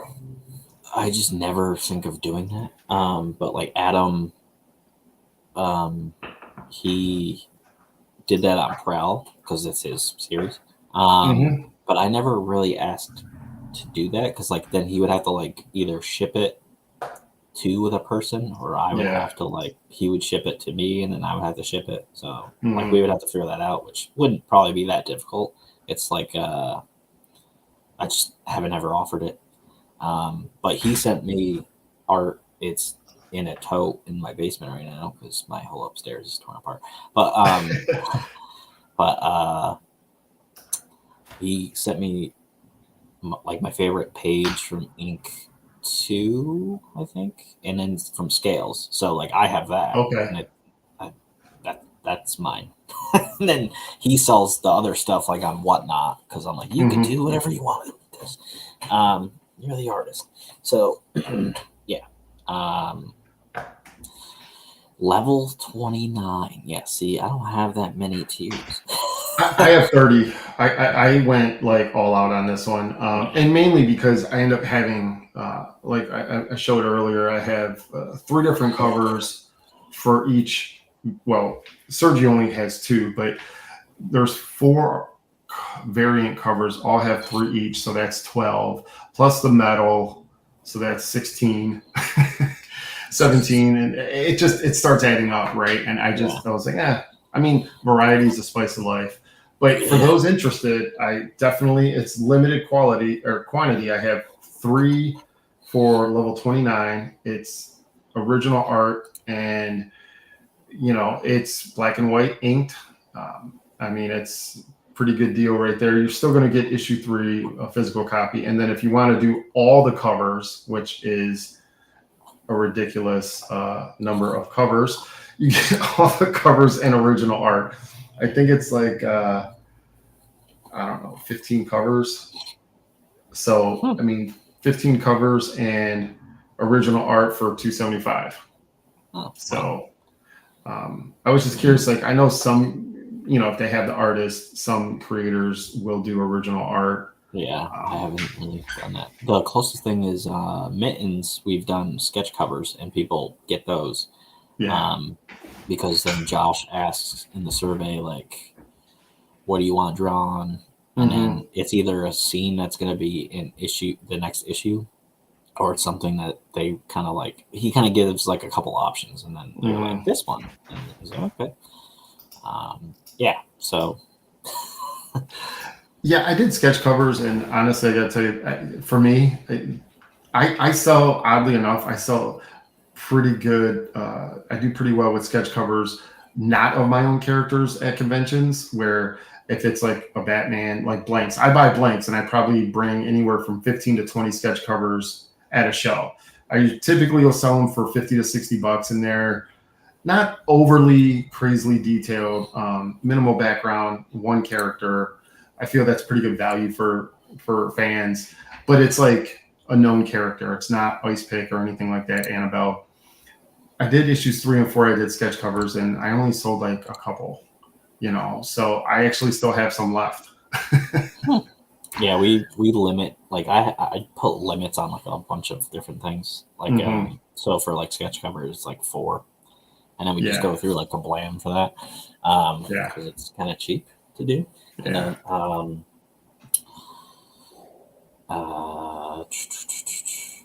so I can't draw, so I don't like order. So no remarks for Greg. No, well, no remarks. I just sell stickers at a table or I mean, people love stickers. My water bottle's filled with stickers. So I don't really for Mittens 3, I think we're gonna have 3 covers, because that's just how it's. I think Josh is doing 2 of them, and then I forgot what he said. We have it written down somewhere, and then because we already kind of came up with ideas of what we're gonna do, we also have ideas already for like the trade campaign.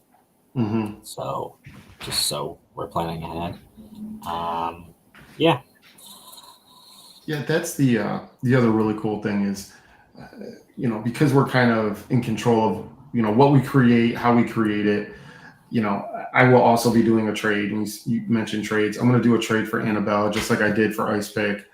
And I think that's another option for fans. I can put in a lot of the sketches and behind the scenes stuff, things that maybe you wouldn't necessarily be able to see. So that, that'll come out after issue 4. But, and then I did think about doing an omnibus of all 12 issues once all the books are printed, but that would be, I don't know, 300 pages. So, I don't know, maybe not that many, but I feel it'd get up there pretty quick, like Seer Chronicles, that's a lot of pages. Yeah. So, because the first one in itself is like 60 pages total, I think, or close to that. So yeah, that's gonna get remastered again when we do that. So when we like get to the point of like closing out the first arc, we're gonna have Hector remaster 1 and 2, so it's all the same art, and then we've been sitting here chatting for quite a while, but we just end up in the nature of the conversation bringing up the interesting points for people out there to learn about, because as creators, again, like there were so many ideas that we think about and stuff like that, but you talk about remastering, and over the years I've worked on a few different indie books, and I'm still friends with a lot of those people. But how do you it seems like you're okay with doing like a remastered version, and your remastered, just hearing what you're saying is it's going to be new art, right? So Mhm. you're having that artist redo the first two issues so that it's consistent art throughout the whole book. Yeah, I was trying to do that from the beginning, but that didn't happen. Yeah, is that something where, I mean, are you kind of a fan or okay if, maybe a book is getting remastered and maybe, maybe it was something that got published, 5, 7 years ago, 10 years ago, but you're like, you know what, the times changed. I think 10 years ago, we just didn't have the platforms that we do now and the reach that we have now. Because and I asked this because I'm curious. I'm friends with a writer that I worked on some books with him, and I think the stories are phenomenal. The art is, those artists. Some of them are available. Some of them are probably more than we can afford now because they went on to do other things. But I've been kicking the can on like, should I remaster these books and publish them? But again, you're still talking, a couple grand for each book because you have to redo everything. Yeah. But yeah, it seems like you're okay with that then. So Seer Chronicles has been done. The first one has been done so far. 2.5, 2.3 times, because so the first time we had an artist, but he does more like skateboard art. Yeah, you mentioned that last time. Yeah. No one will ever see that art. It's hidden away in a vault. And then there's Ricardo. I don't know if I showed up artist name, but so he was the first artist, but he added stuff that I didn't tell him to put in. Like he put our logo on a bus stop. And at that time we were like really like obsessed with trying to have it look exactly like how we mapped it out, like the city. Yeah. It didn't look like that at all. Like the housing, first there's like houses on a street that there are no houses in like real life. And like it's not supposed to look like how it looks in real life, like right now, because on the street in real life it's a bowling alley and like random other stuff, and that's not what it's supposed to look like in our because it was mapped from our video game that is eventually going to happen. But then we started to shy away from that once we got Hector. But after that artist, we had Luke, and the art is just like, I want all the art to look the same. So that's why we're remastering it for a final time once we have it all collected. But yeah, because that will be like Hector's like arc or whatever. Okay. And then that way, yeah. So the people that got the Luke version and the other version, you have a exclusive version that you'll never be able to see again once those are gone, because I'm not going to print them again. Besides Luke's, I'm going to be printing that up until the point of like when we get to Hector remastering that. Also, when he remasters issue 1, even though, hey, what's up? Now I can see comments. What? So even though the story is long for issue 1 of Seer Chronicles, what's going on? There is still more story I can tell in issue 1. So I'm probably going to add more story, which is more money. Just so they're not just getting more art, they're going to get like more of a story. So yeah, it's going to be probably even longer in issue 1. Issue 2, we're going to fix like we're nitpicking here. There's one scene when these 2 like henchmen from our mafia, one of the mafias, when they're inside this one guy's house and a detective shows up. That isn't the owner of that house. It's just he's the partner of that guy. And the 2 henchmen are like in the kitchen, but their like positions switched back and forth. That was me not paying attention, so that's a mistake. So I didn't pay attention to like the artist flip flopped the characters. I'm like, how did they move? And Dylan's like, I didn't even see that. I was like, that's printed. But like no one has said anything about that. It's like we've noticed that. And I was like, and I think like his brother or someone was like, wait, isn't that person supposed to be standing here? And I was like, so yeah. Before you print stuff, you should make sure that everything's drawn correctly. But yeah, you learn from mistakes. So that's going to be changed. There's probably going to be a little more story at issue 2 as well. So they're already pretty long. Well, the first one is definitely long. The second one is like a normal size comic. But we're probably going to make it a little longer. And then, so when we get to that point, but after that, then, it is what it is after it's all remastered. I'm kind of a sucker for good stories and fun comics. And I know the guy, like he's a great writer. He's written a few novels, but those are his creations, right? And I was literally kind of more or less a hired gun kind of, and that's where Ice Pick got its kind of, I guess, I don't know, start is with that guy, and that he didn't really. I mean, he helped edit a little bit of issue 1, but it was more or less like that was his publishing company and all that. And I'm just kind of thinking like, maybe we should remaster these, but like you're talking the financial side of it, it's not easy to get in there and spend a few grand hoping to make that back on Kickstarter just because you believe in something is really good. So talking about remastering, so I asked Adam, I don't know, it doesn't matter the timeline.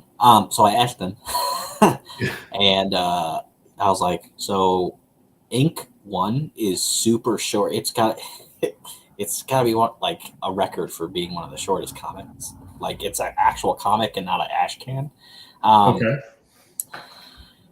We're gonna remaster that because since when he did the first Ink, his art has improved. Even though it's not saying it's bad, but his art has improved. And the story is just so short that I can add more to it.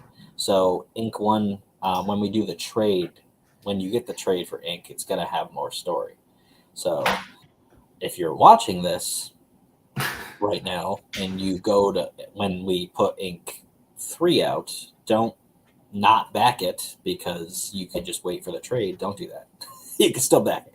But when we do the trade next year, you'll have more story from Ink 1 because when we fund Ink 3, then we'll be able to pay to have the trade made, which will pay to have him remaster 1.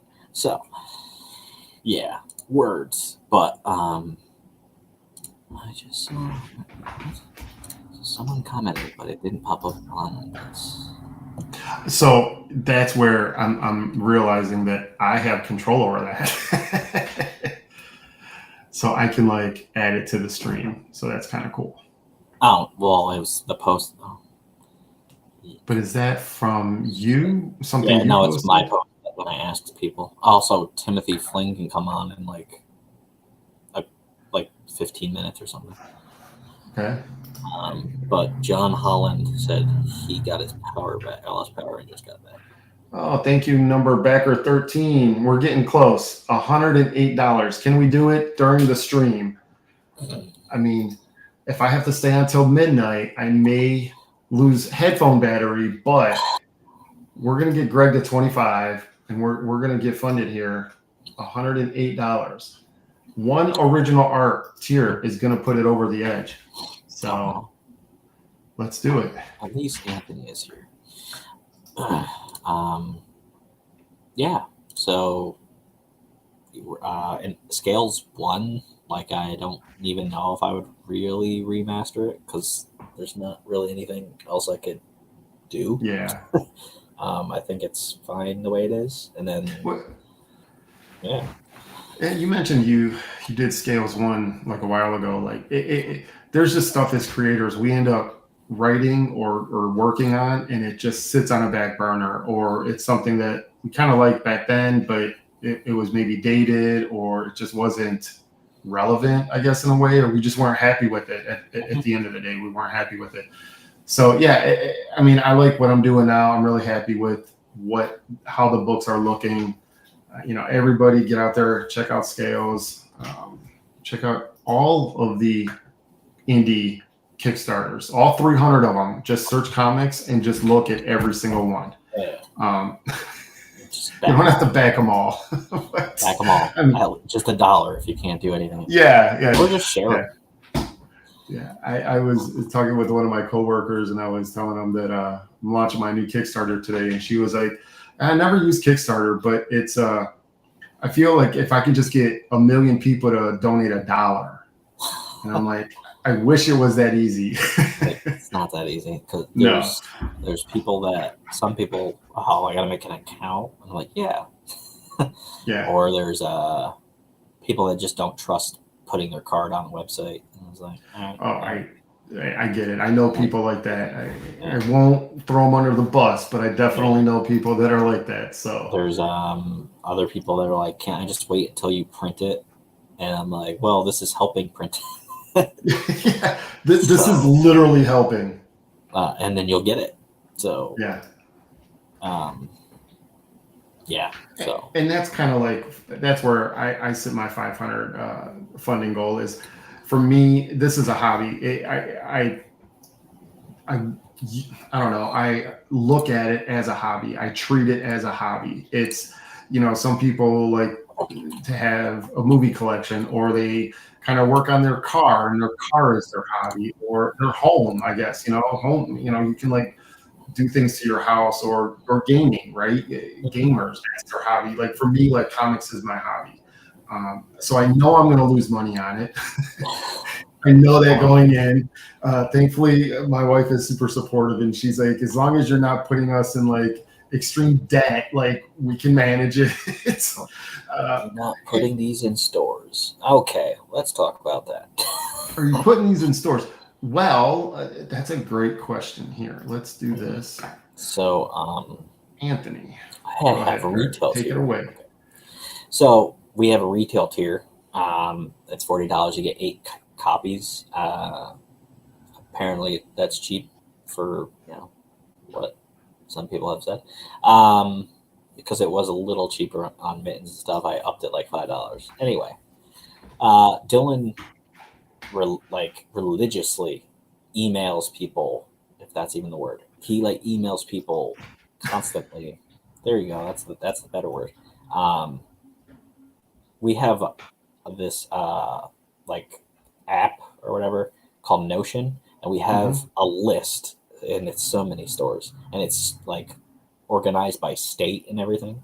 There's at least 2 stores in each state that he has, and he went through this list, and he made sure they still exist, or they closed because of COVID or whatever.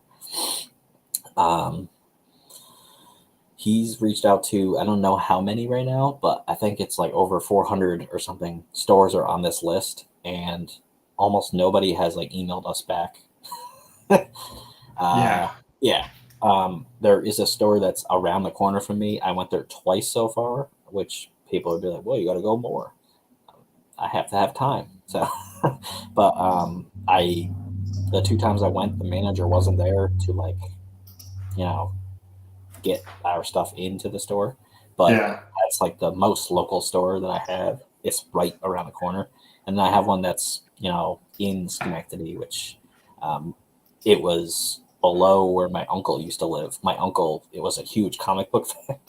That's cool. Yeah, well, I have 1 million of his comics. Well, okay, I don't have 1 million of his comics, but I have that.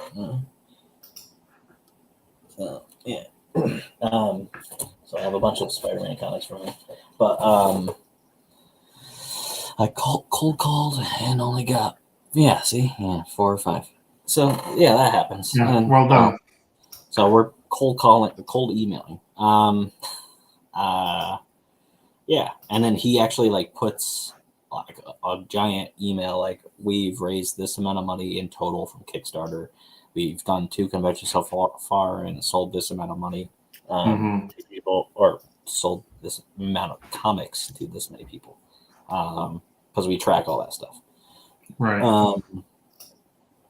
Yeah, so we do all that, and I asked, like every summer I go to Lake Placid because my grandma has a timeshare there.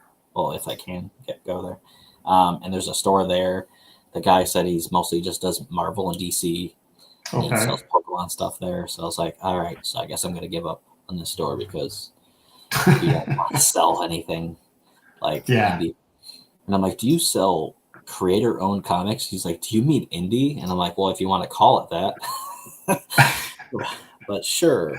And I'm like, I have a whole platform of like my comics and other Mm-hmm. people from other countries and like from Ireland and Canada That's insane. and all over. And they're like, oh, that's cool. And I was like, yeah. So you can like have these comics in your store and then sell them. And they're like, oh, we only carry this. Yeah. So yeah, we're working on that. It's just like it takes time. It is honestly, it's a huge barrier for indie guys to get into comics or to get in their comics into stores. And I've gotten similar responses. It's just a matter of like, oh, well, typically indie comics don't sell that well, or that's not, people want known characters, which I get it. That's what Kickstarter's here But there for. will be known characters eventually. Yeah, I mean, Like in Teenage really, Mutant Ninja Turtles, just yeah, and I get that's not going to happen to everybody. But, no, come on. but And the first store that ever got our comics, it was on Mittens issue 1, and that's because I wasn't even on Travis Gibbs' show. I was at work when I was a security guard, so I wasn't actually doing anything. So I was on his I was like in the comments section, and I think I was in the comments section, or I was actually on this show. And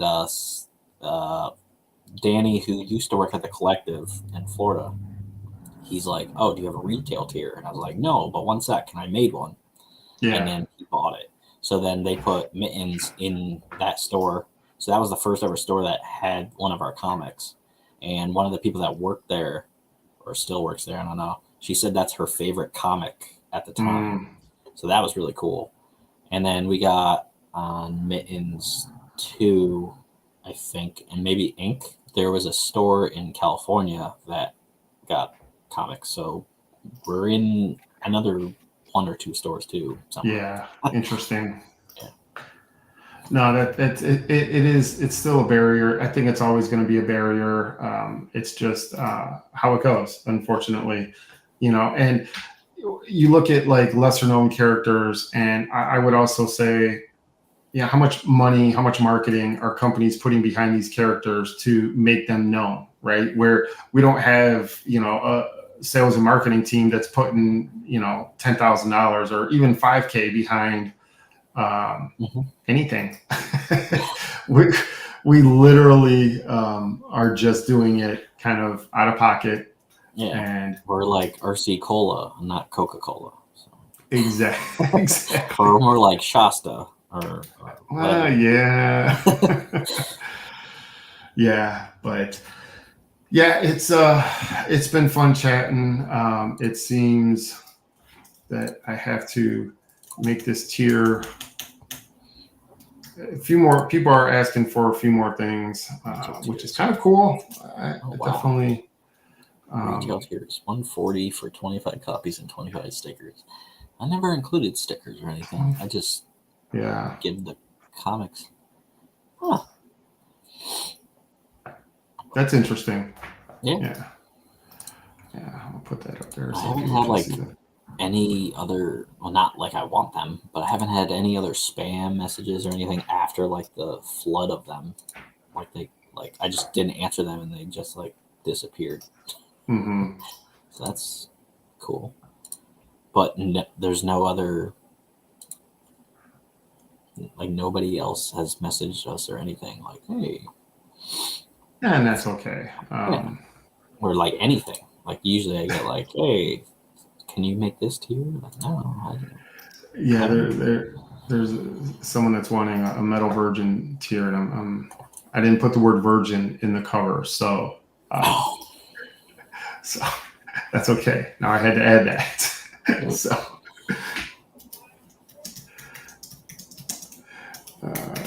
cover. But yeah, been fun chatting. I think we're gonna kind of call it a wrap here. Anybody else that wanted to join? Maybe do some more. I don't know. We'll see. We'll see how this does. We'll see.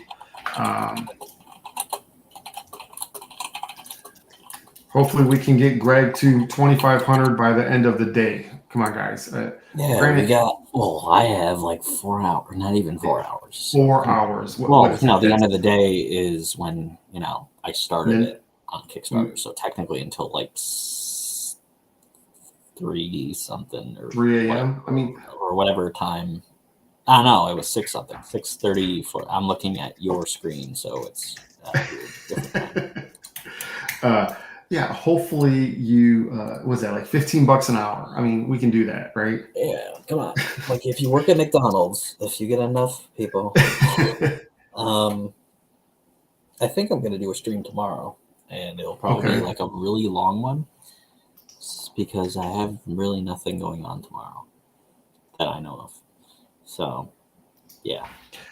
Yeah, it's going to be really nice up here. It's been like really cold. I mean, Pacific Northwest, 50 degrees, 40 degrees is cold, but it's been really cold. And now tomorrow it's going to be like 70. So I got to get out and do all the stuff. So, yeah, it'll be nice. Here. So I don't know. I might be around. I might not.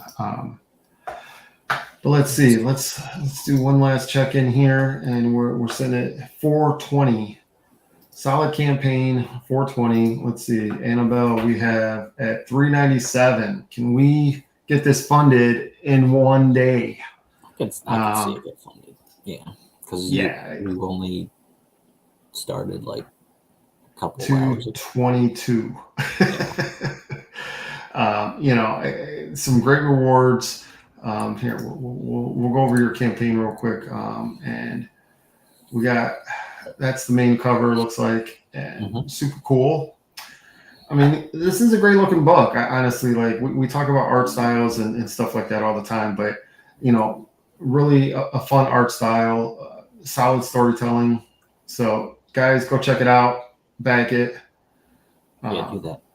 Yeah, lots of fun. A lot of pages there. He even tells you what the story is about. What are people saying about scales? So I've yet to have people really review any of the books. I think I had like 2 reviews overall, but there's your rewards, some digital stuff. I'm gonna have him. Oh well, yeah, I'm gonna do a stream tomorrow. So anyone that wants to join that, I'll invite you. Yeah. I don't know what time. It'll probably be noon Eastern or something like that. I don't know. And okay, that's not what I wanted, but there we go. Went all the way to the bottom. Anyways, we have 397. So let's get this funded. Let's get Greg up to 2,500, and I think we're gonna call it a wrap. And it's been fun chatting for the last couple hours. Hopefully, people out there learn something. Maybe they picked up some tips if they're creators, writers, artists, and we'll keep doing this. It looks like you got several more things planned till 2060. So, I mean, be on the lookout. In the next 40 years, Greg's going to have a lot of stuff for you. Yeah. I will be a very old man in 2060 and probably not doing much. Me too. I'll be pretty old. Yeah, I'll be almost 100. I'll be 90. But yeah, it's been fun, and we'll catch you guys in the next stream. Yeah.